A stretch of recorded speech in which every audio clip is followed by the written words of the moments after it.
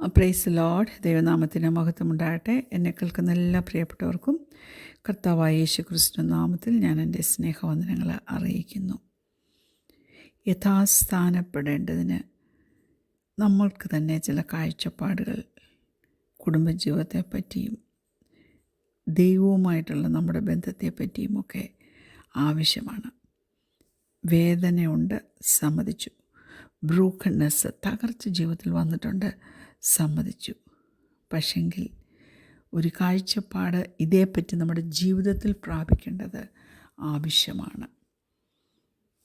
2 കൊരിന്ത്യർ 1 മുതൽ 8 വരെയുള്ള വാക്യങ്ങൾ വളരെ പ്രാധാന്യമുള്ളതായി കാണണമേ. മനസ്സിലുള്ള പിതാവും സർവാശ്വാസവും നൽകുന്ന ദൈവവുമായി നമ്മുടെ കർത്താവായ യേശുക്രിസ്തുവിൻ്റെ പിതാവായ ദൈവം വാഴ്ത്തപ്പെട്ടവൻ. ദൈവം ഞങ്ങളെ ആശ്വസിപ്പിക്കുന്ന ആശ്വാസം കൊണ്ട് ഞങ്ങൾ യാതൊരു കഷ്ടത്തിലുമുള്ളവരെ ആശ്വസിപ്പിപ്പാൻ ശക്തരാകേണ്ടതിന് ഞങ്ങൾക്ക് കഷ്ടത്തിലൊക്കെയും അവൻ ഞങ്ങളെ ആശ്വസിപ്പിക്കുന്നു. ക്രിസ്തുവിൻ്റെ കഷ്ടങ്ങൾ ഞങ്ങളിൽ പെരുകുന്ന പോലെ തന്നെ ക്രിസ്തുവിനാൽ ഞങ്ങളുടെ ആശ്വാസവും പെരുകുന്നു. ഞങ്ങൾ കഷ്ടം അനുഭവിക്കുന്നുവെങ്കിൽ അത് നിങ്ങളുടെ ആശ്വാസത്തിനും രക്ഷയ്ക്കുമാകുന്നു. ഞങ്ങൾക്ക് ആശ്വാസം വരുന്നുവെങ്കിൽ അത് നിങ്ങൾ സഹിക്കുന്ന കഷ്ടങ്ങൾ തന്നെ നിങ്ങളും സഹിക്കുന്നതിൽ നിങ്ങളുടെ ആശ്വാസത്തിനായി ഫലിക്കുന്നു. നിങ്ങൾ കഷ്ടങ്ങൾക്ക് കൂട്ടാളികളാകുന്നതുപോലെ ആശ്വാസത്തിനും കൂട്ടാളികൾ എന്നറിയാൽ നിങ്ങൾക്ക് വേണ്ടി ഞങ്ങളുടെ പ്രത്യാശ ഉറപ്പുള്ളത് തന്നെ. സഹോദരന്മാരെ, ആസിയയിൽ ഞങ്ങൾക്കുണ്ടായ കഷ്ടം നിങ്ങൾ അറിയാതിരിപ്പാൻ ഞങ്ങൾക്ക് മനസ്സില്ല. ജീവനോടിരിക്കുമോ എന്ന നിരാശ തോന്നുമാറ് ഞങ്ങൾ ശക്തിക്ക് മീതെ അത്യന്തം ഭാരപ്പെട്ടു. ഈ ഒരു ഭാഗത്തിനകത്തെ അന്തസത്ത, അതിനകത്തെ അർത്ഥം ജീവിതത്തിൽ മനസ്സിലാക്കിയെടുത്താൽ, എൻ്റെ പ്രിയപ്പെട്ടവരെ, ഞാൻ പറയട്ടെ, ജീവിതത്തിൽ, കുടുംബജീവിതത്തിൽ വിജയിപ്പാൻ, കൃപ പ്രാപിപ്പാൻ എളുപ്പമാണ് കേട്ടോ. ഒന്ന് ഓർത്ത് നോക്കിക്കേ. നിങ്ങളിങ്ങനെ ഒരു പാട്ട് കേട്ടിട്ടുണ്ടോ? ഇംഗ്ലീഷിൽ അതിങ്ങനെ പറയുന്നത്, you solve this pain, you solve this hurt to grow me. If that's what it takes to know what I'm worth, restore me. ജീവിതത്തിൽ വരുന്ന എല്ലാ മുറിവുകളും വേദനകളും നമ്മുടെ വളർച്ചയ്ക്ക് വേണ്ടി ഉള്ളതാണെന്ന് ഒന്ന് കാണാൻ പറ്റുമോ? നമ്മുടെ ജീവിതത്തിൽ വരുന്ന വേദനകൾ നിമിത്തം കർത്താവ് അത്ഭുതപ്പെടാറൊന്നുമില്ല. നാം ജീവിക്കുന്നത് തന്നെ പാപത്താൽ തകർക്കപ്പെട്ട ഒരു ലോകത്തിലാണ്. പക്ഷേ നമ്മുടെ ജീവിതത്തിൽ നാം അനുഭവിക്കേണ്ടി വരുന്ന വേദനയുടെ സമയത്ത് ദൈവം ഒരിക്കലും നമ്മെ കൈവിടത്തില്ല. അവൻ എന്ത് ചെയ്യുമെന്നറിയാമോ? നമ്മുടെ ജീവിതത്തിൽ വരുന്ന വേദനകൾ പോലും നമ്മൾ പെർസീവറൻസും ക്ഷമയുമൊക്കെ ഡെവലപ്പ് ചെയ്തെടുത്ത് നമ്മളെ പക്വതയുള്ള വിശ്വാസികളാക്കി തീർക്കുവാൻ ദൈവം ആഗ്രഹിക്കുക. ഒന്ന് ഓർത്തു നോക്കിക്കേ. ഒരു കുടുംബജീവിതത്തിൽ ഭാര്യയും ഭർത്താവും ക്രിസ്തുവിൽ പക്വതയുള്ളവരാണെങ്കിൽ എത്ര സമാധാനവും സന്തോഷവുമായിരിക്കും ആ വീട്ടിൽ, അല്ലേ? അപ്പം വളർച്ചയ്ക്കും വിശ്വാസത്തിൽ പക്വത പ്രാപിക്കുന്നതിനുമൊക്കെ ഏറ്റവും ആവശ്യമായിട്ടുള്ള 2 കാര്യമാണ് പെയിൻ ആൻഡ് സഫറിങ്, വേദനയും കഷ്ടതയും.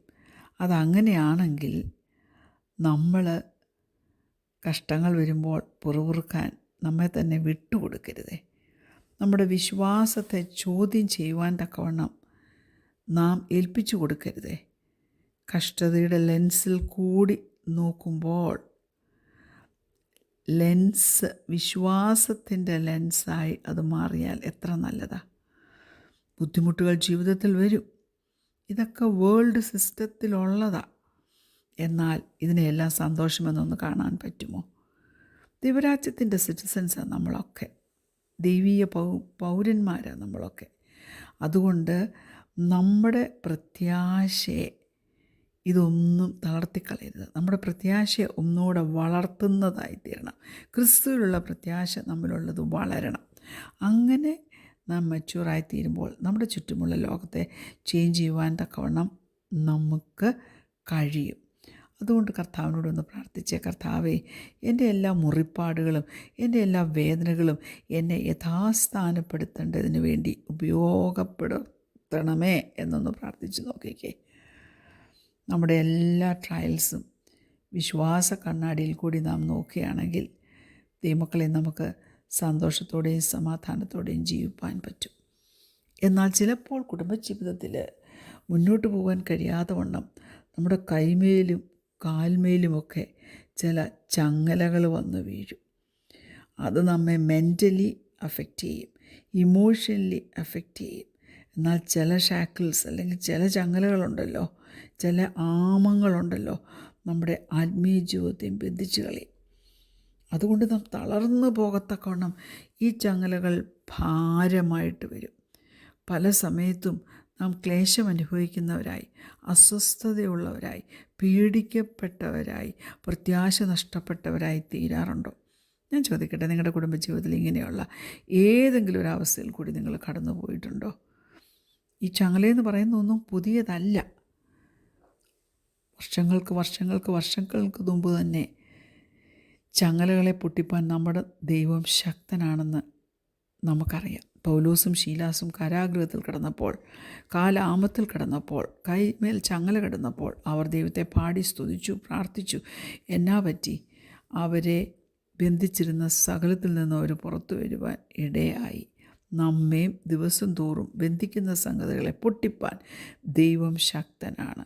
യേശു കർത്താവിൽ കൂടെ കുടുംബജീവിതത്തിൽ നാം സ്വാതന്ത്ര്യം അനുഭവിക്കുവാൻ തക്കവണ്ണം ഇടയാകണം. നമ്മൾ അടിമകളായിട്ട് ഒരിക്കലും ജീവിപ്പാൻ ദൈവം ആഗ്രഹിക്കുന്നില്ല. എന്നാൽ പിശാച് നമ്മെ അടിമപ്പെടുത്തുവാൻ നോക്കും. അതുകൊണ്ട് ദൈവവചനത്തിൽ നോക്കുമ്പോൾ അതിൽ സന്തോഷിപ്പാനും നമ്മുടെ കംപ്ലീറ്റ് ഫോക്കസ് ദൈവത്തിൽ തന്നെ ആയിരിക്കാനും ഇടയാകണം.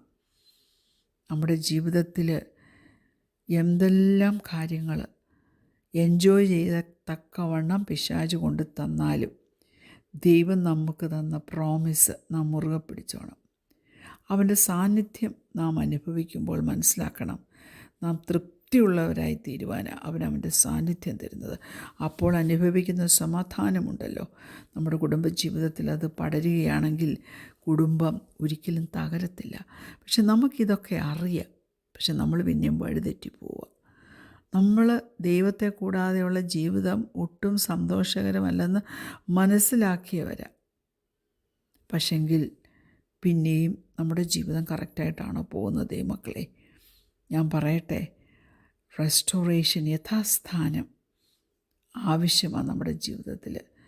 ദൈവം കൃപ പകർന്ന് ദൈവത്തെ ഫോക്കസ് ചെയ്തുകൊണ്ടിരുന്നവരെ എങ്ങനെ യഥാസ്ഥാനപ്പെടുത്തിയെന്ന് അവൻ്റെ ക്ഷമയും അവൻ്റെ ദയയും, ഹല്ലേലൂയ, നാം നമ്മുടെ പാപങ്ങളെ ഏറ്റു പറയുമ്പോൾ നമ്മിലേക്ക് പകരപ്പെടുന്നത്, നാം പിന്നെ എല്ലാ തെറ്റിൽ നിന്നും റിപ്പൻറ്റ് ചെയ്ത് ഏറ്റു പറഞ്ഞ് മാനസാന്തരപ്പെട്ട് അവങ്കിലേക്ക് തിരിയുന്നത് എല്ലാം ദൈവപ്രവൃത്തിയാണ് കേട്ടോ.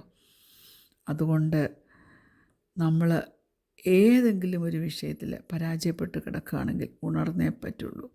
ദൈവത്തിൻ്റെ ശബ്ദം കേൾക്കുവാൻ തക്കവണ്ണം ചോദിച്ചല്ലോ, ആദാമേ നീ എവിടെ? ഏതിനിൽ വെച്ച് ചോദിച്ച ശബ്ദമുണ്ടല്ലോ, നമ്മോടും ചോദിക്കുന്നുണ്ടെന്ന് ഓർത്ത് ധൈര്യം ഏറ്റെടുപ്പാൻ തക്കവണ്ണം കഴിയണം. സത്യം അക്സെപ്റ്റ് ചെയ്യുന്നേ. കർത്താവേ, ഞാൻ നിന്നെ വിട്ടകന്നുപോയി. എൻ്റെ കുടുംബജീവിതത്തിൽ ഞാൻ നിന്നിൽ നിന്ന് അകൽച്ച പ്രാപിച്ച് കുടുംബാംഗങ്ങളോട് തന്നെ, എൻ്റെ കുടുംബജീവിതത്തിൻ്റെ കൂട്ടാളിയോട് തന്നെ ഞാൻ അകലം വിട്ടായിപ്പോൾ ജീവിക്കുന്നത്. ഒന്ന് സമ്മതിച്ചു കൊടുക്കാമോ? കുഞ്ഞെ, നീ ഡിസ്ട്രാക്റ്റഡ് ആയിരിക്കുക, നീ ആങ്ഷ്യസ് ആയിരിക്കുക, നിൻ്റെ വിശ്വാസം നഷ്ടപ്പെട്ടിരിക്കുക. പക്ഷെങ്കിൽ നീ ദൈവത്തെ ഒന്ന് വിളിച്ചപേക്ഷിച്ചേ. Praise God. ടയേർഡാണോ? ദൈവം നിനക്ക് റെസ്റ്റ് തരും. എന്തെങ്കിലും തെറ്റ് ചെയ്തിട്ടുണ്ടോ? ദൈവം അത് നിന്നോട് ക്ഷമിക്കും. God is near to you today. അതുകൊണ്ട് നാം പ്രയോറിറ്റി ദൈവത്തിന് കൊടുക്കുമ്പോൾ ദൈവം തീർച്ചയായിട്ടും നമ്മുടെ ജീവിതത്തിൽ നമുക്ക് റെസ്റ്റ് തരുവാൻ തക്കോണം സന്നദ്ധന. അതിനുവേണ്ടി ദൈവകരങ്ങളിൽ നമുക്ക് ഓരോരുത്തർക്കും ഏൽപ്പിച്ചു കൊടുക്കാം. കണ്ണടയ്ക്കാം, പ്രാർത്ഥിക്കാം. ഞങ്ങളെ സ്നേഹിക്കുന്ന ഞങ്ങളുടെ നല്ല ദൈവമേ, സ്വർഗീയ പിതാവേ, കഷ്ടങ്ങളും പ്രയാസങ്ങളും മുറിവുകളും ജീവിതത്തിൽ വരുമ്പോൾ പിടിവിട്ടു പോകുന്നവരായിത്തീരുന്നുണ്ട് കർത്താവേ.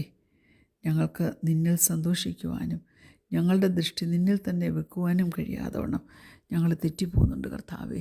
ഞങ്ങളുടെ തെറ്റുകൾ ഞങ്ങളോട് ക്ഷമിക്കണമേ. കർത്താവെ, എല്ലാ ചങ്ങലകളും കുടഞ്ഞു കളഞ്ഞ് ദൈവസന്നിധിയിൽ യഥാസ്ഥാനപ്പെട്ടവരായി ജീവിക്കാൻ ആവശ്യമാണ് സ്വർഗീയ കൃപ നീ ഞങ്ങൾക്ക് ഓരോരുത്തർക്കും പകർന്നു തരുമാറാണെന്ന് പ്രാർത്ഥിക്കുന്നു. പ്രാർത്ഥന കേട്ടതിനാൽ സ്തോത്രം. യേശുവിൻ്റെ നാമത്തിൽ തന്നെ ആമേൻ. Praise Lord. God bless you all.